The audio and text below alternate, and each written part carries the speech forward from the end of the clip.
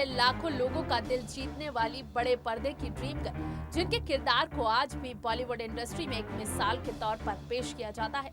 हेमा मालिनी न सिर्फ अपने फैंस के लिए एक हीरोइन है, बल्कि बड़े बड़े डायरेक्टर्स उन्हें अपनी फिल्मों में लेने के लिए लंबा इंतजार करते थे। लेकिन एक पल वो भी आया जब हेमा मालिनी ने फिल्मों से इतर अपनी अलग जिंदगी गुजारने का मन बना लिया।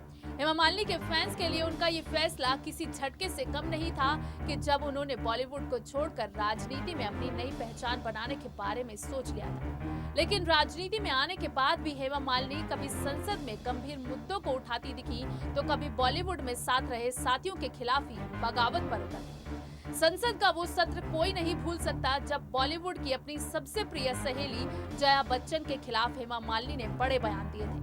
राजनीति में रहकर हेमा मालिनी ने अपनी पहचान एक मुखर वक्ता के तौर पर बनाई है। इसी के साथ सियासी सफर में आज हम बात करेंगे हेमा मालिनी के सियासी सफर की। नमस्कार, मैं हूं मीनाक्षी गुप्ता और आप देख रहे हैं SPN 9 न्यूज। स्वागत है आपका हमारे खास कार्यक्रम सियासी सफर में, जहां हम बात करेंगे ड्रीम गर्ल के बॉलीवुड से लेकर राजनीति तक के सफर की। बॉलीवुड की ड्रीम गर्ल हेमा मालिनी ने दशकों तक फिल्म इंडस्ट्री पर राज किया। बॉलीवुड में सफलता का स्वाद चखने के बाद हेमा ने राजनीति की तरफ रुख किया। समाज सेवा के इरादे से उन्होंने राजनीति में कदम रखा और 2004 में बीजेपी में शामिल हो गई। हेमा मालिनी का नाम उन कामयाब महिलाओं की लिस्ट में आता है जो राजनीति में खुद को साबित करने में सफल रही। 2019 के चुनाव में पार्टी ने उन्हें मथुरा की जिम्मेदारी दी, जहां से वो मौजूदा सांसद भी है। नजर डालते हैं हेमा मालिनी के अब तक के फिल्मी सफर पर। 16 अक्टूबर 1948 को तमिल भाषी चक्रवर्ती परिवार में हेमा मालिनी का जन्म हुआ। पिता का नाम VSR चक्रवर्ती और मां का नाम जया चक्रवर्ती है। हेमा मालिनी की मां फिल्म प्रोड्यूसर थी, लिहाजा हेमा का बचपन से ही झुकाव फिल्मों की तरफ रहा। यहाँ तक कि उन्होंने 12वीं की पढ़ाई भी बीच में ही छोड़ दी थी और फिल्मों में काम करने का फैसला कर लिया। हेमा मालिनी को फिल्मों में आने के लिए काफी संघर्ष करना पड़ा। शुरुआती दिनों में हेमा मालिनी से एक तमिल फिल्म डायरेक्टर ने यहाँ तक कह दिया था कि उनके अंदर स्टार अपील तक नहीं है। हालांकि हेमा मालिनी ने हार नहीं मानी और सही रोल के लिए संघर्ष जारी रखा और बाद में इसी निर्देशक ने हेमा मालिनी के स्टारडम को भुनाने के लिए 70 के दशक में गहरी चाल फिल्म बनाई थी। यही वो दौर था जब हेमा मालिनी का सितारा चमका। लंबे संघर्ष के बाद हेमा मालिनी को फिल्म सीता और गीता मिली। इस फिल्म ने हेमा मालिनी के लिए दर्शकों के दिल तक जाने का रास्ता बना दिया। सीता और गीता के बाद हेमा मालिनी ने पीछे मुड़कर कभी नहीं देखा। इसके बाद ड्रीम गर्ल ने बैक टू बैक कई हिट फिल्में दी। हेमा ने राजा जानी, सीता और गीता, प्रेम नगर, धर्मात्मा, खुशबू, शोले, चरस और ड्रीम गर्ल जैसी कई जबरदस्त फिल्मों में काम किया। उन्होंने अपने करियर में करीब 150 फिल्मों में काम किया। वैसे तो फिल्मों में हेमा मालिनी की जोड़ी कई स्टार्स के साथ जनता को पसंद आती थी, लेकिन धर्मेंद्र के साथ हेमा मालिनी की बॉन्डिंग दर्शकों के दिल को छू गई। रियल लाइफ की जोड़ी कब रियल लाइफ में एक दूसरे को पसंद करने लगे, किसी को पता ही नहीं चला। बिना दुनिया की फिक्र किए और परिवार के खिलाफ जाकर धर्मेंद्र और हेमा मालिनी ने छुपकर शादी कर ली। धर्मेंद्र से उन्हें आयशा और अहाना नाम की 2 बेटियां हुई। हेमा मालिनी ने अपने राजनीतिक सफर की शुरुआत 2004 में बीजेपी से की थी। इसके बाद उन्होंने कभी पीछे मुड़कर नहीं देखा। बस यहीं से शुरू हुआ हेमा का सियासी सफर। 1999 में हेमा मालिनी ने बीजेपी के उम्मीदवार विनोद खन्ना के लिए चुनाव प्रचार किया। 2004 में वो आधिकारिक तौर पर बीजेपी में शामिल हो गई। 2009 तक वो राज्यसभा की सदस्य रही। 2010 में पार्टी ने उन्हें जनरल सेक्रेटरी बना दिया।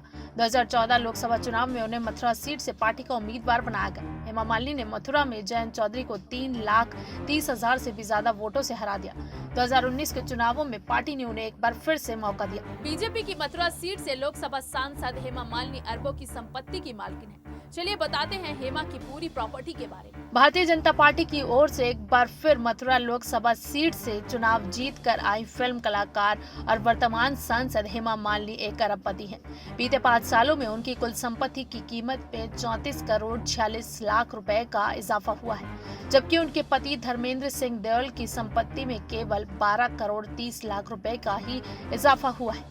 पति पत्नी ने बीते 5 सालों में आयकर विभाग में दाखिल की गई विवरणियों के अनुसार 10-10 करोड़ रुपए कमाए हैं।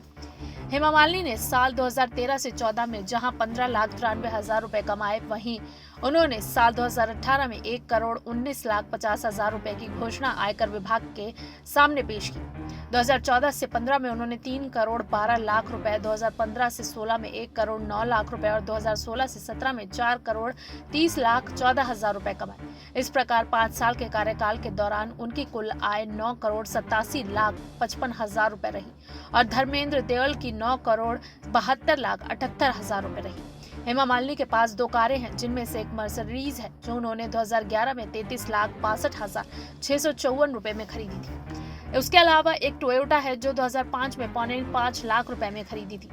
चुनाव के लिए नामांकन के साथ दाखिल शपथ पत्र के माध्यम से ये भी पता चला कि धर्मेंद्र अपने प्रियजनों से ही नहीं, अपने पुराने वाहनों से भी काफी करीबी रिश्ता रखते हैं।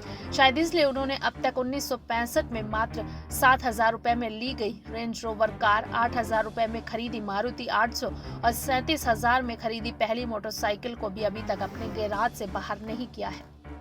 वैसे वो भी अरबपतियों की गिनती में आते हैं। उनकी कुल संपत्ति वर्तमान में 123,85,12,136 रुपए है, जबकि हेमा मालिनी 1,01,95,03,00 रुपए की नकदी, गहने, फिक्स डिपॉजिट, शेयर्स, कोठी बंगला की मालकिन है। सियासी सफर में अगर आप किसी और नेता के बारे में जानना चाहते हैं तो हमें कमेंट बॉक्स में जरूर बताएं और अगर आपको हमारा ये वीडियो पसंद आया है तो इसे लाइक, शेयर एंड कमेंट जरूर करें।